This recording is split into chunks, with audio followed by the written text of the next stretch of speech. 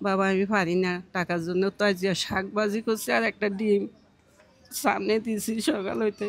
কই আল্লাহ আমাদের নিয়ে ছেলেটা বাঁচলে তো দুঃখ থাকতো না, মারা গেছে ছেলে মরলে তো আর বাবা বাড়ি না। তুমি যখন মাছ সন্তান তুমি আমার মানুষ, মানুষের কাছে হাত বাড়ার না শক্তি নেই, যার দ্বারা যাই এই মাগো। আসসালামু আলাইকুম।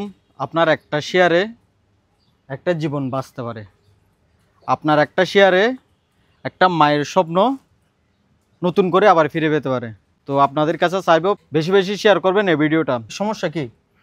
সমস্যা অনেক আগে ব্যথা পাইছিলাম, ব্যথা থেকে ইনফেকশন হয়ে গেছে, আঙুল কাটছে। এই জায়গাটা কি হয়েছে? এটা পুরোটা ঘা হয়ে গেছে, মানে কি পুরোটা ইনফেকশনের মতন হয়ে গেছে। ক্যান্সার? হ্যাঁ, ক্যান্সার। এখন সুস্থ হতে কি করা লাগবে?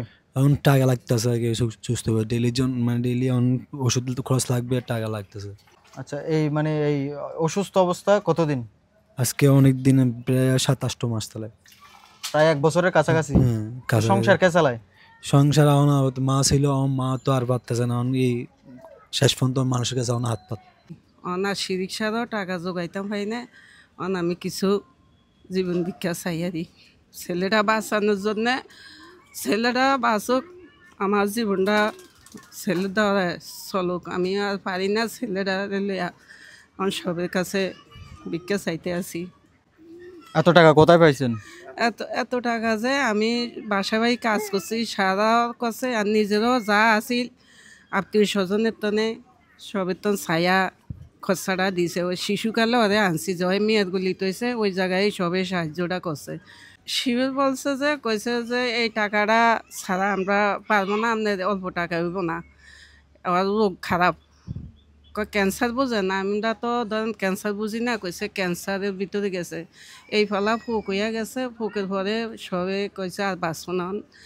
শরীর আটটু আসিল, এই তারিখে শরীর গান গেছে গিয়া, খাওয়া দাওয়া নাই, আর নিজেও ফল ফালকা খাওয়াইতো কইছে, ডাক্তারে কইছে রক্তজাতি খাওয়াইয়েন, শরীর তো কিছু নাই।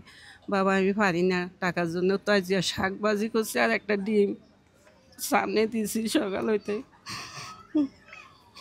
বহুত চেষ্টা করছি।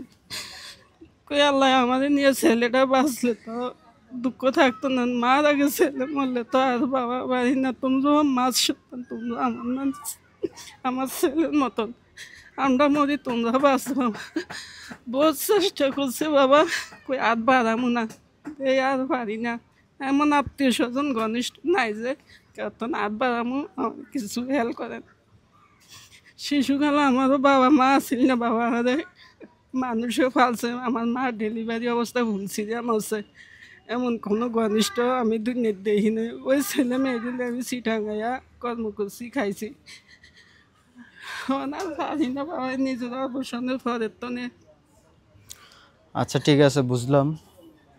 একটা মানুষ চোখের পানি ঝরে কখন? একটা মানুষের চোখের পানি ঝরে যখন ফিট দেওয়ালের সাথে লেগে যায়, তারপরে মানুষ কান্না করে, আত্মহত্যা করে, মরে যায়, অনেক কিছুই।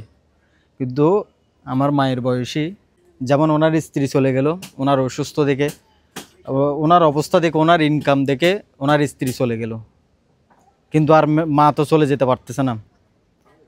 ছেলের সাথে যুদ্ধ করে, ছেলের জন্য মানুষের কাছে হাত পেতে, মানুষের কাছে ভিক্ষা চেয়ে ছেলের জন্য চিকিৎসার টাকা তুলে, কিন্তু আর কেউ একটা টাকাও দিচ্ছে না নাকি?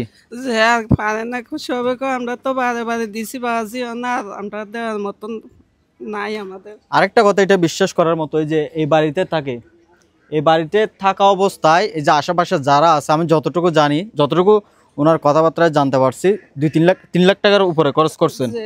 তো মানুষ আর কত দিতে পারে?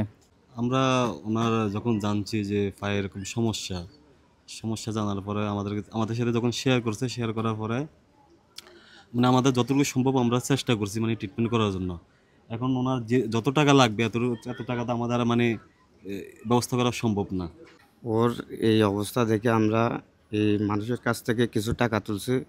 টাকা তোলার পরে মানে কি 1000-3000 এর বেশি মানুষে দিচ্ছে না। তারপর এগুলো দিয়ে কিছু ট্রিটমেন্ট করছি। এখন দেখতেছি ওর পিছে প্রতিদিন 2-2.5 টাকা করে খরচা হয়। তাহলে আমরা বন্ধুবান্ধব সবাই মিলে মানে কিছু টাকা লাইন করে দিয়েছি, কিন্তু আর হচ্ছে না। আমি শিল্পপতির ছেলে না, আমিও কোনো কোটিপতির ছেলে না, কোটিপতির নাতিও না, আমার বাবা কোটিপতিও ছিল না, আমি নিজেও কোটিপতি না। আমি যে মানবিক কাজগুলো করি যতটুকু পারি, যারা আমাদের প্রবাসী ভাই আছে, ভাই বোন আছে, ওনারা আমাকে সাপোর্ট করে, এই জন্য আমি এই কাজগুলো করার সাহস পাই। আর বেশি কাজ করি না, কারণ আমি রাস্তাঘাটে চলাফেরা করতে কষ্ট হয়ে যায়।